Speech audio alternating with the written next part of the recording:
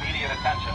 Fortunately, our officers are caring and are able to quickly save their own life with the application of one. Officers may also have a minute to apply this life-saving device before either they or another victim is rendered unconscious from blood loss.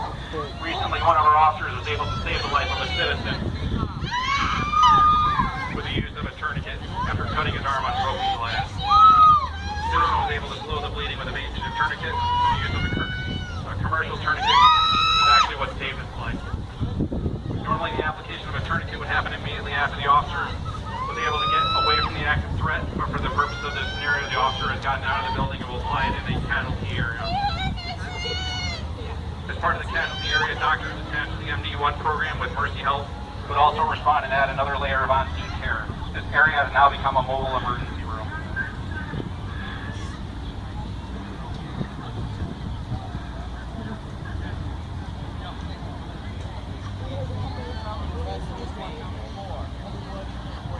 As these officers are evacuating from the crisis scene, they may look very intimidating, but their primary goal is to save lives.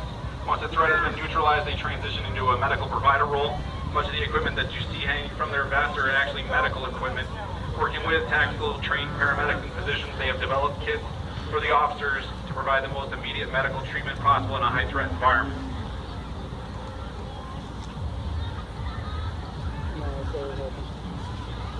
Officers have also applied tourniquets to another victim in a way to stop bleeding prior to moving the patient out of the high-threat area. Every minute can delay the difference between life and death. The victim with a leg injury has also required a tourniquet, but since it was applied to their leg, they're having a difficult time walking. Our law enforcement officers are trained to rapidly evacuate casualties from the high-threat area with a variety of carrying devices and techniques. Officers have found that we can use experiences from the fire department.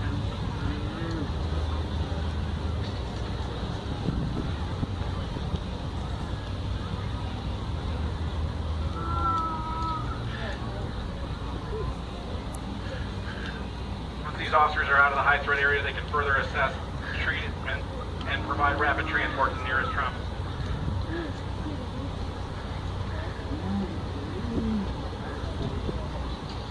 The final victim is in critical condition. He has multiple.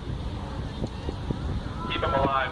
Officers have initially placed a tourniquet to control bleeding in the leg. Tactical paramedics have sealed off a chest wound and have placed a small breathing tube into his nose. Now that the casualty has been evacuated from the high-threat environment, the tactical paramedic and tactical physician continue to care for the patient. This patient is given pain medication and large breathing tube is placed.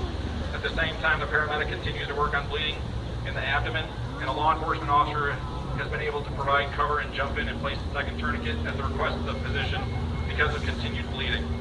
The chest wound has worsened, and they're able to get blood out of the chest and use a chest tube. The patient has also been given medication through an IV to stop bleeding. Trauma teams and surgeons are waiting for arrival at the hospital. The use of that mannequin that you see the officers and medics working on right now is one of 3 that's available to civilians in the United States, and we're very fortunate to have it here within Rock County for officers to train on.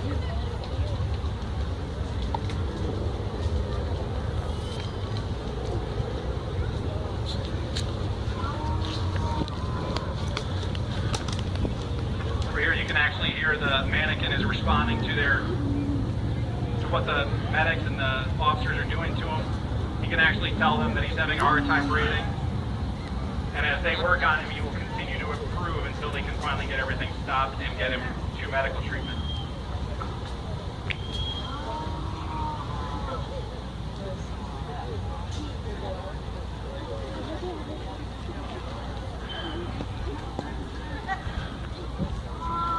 Calling for pain medication, and he's calling for all kinds of treatment that he would ask for as a normal person would.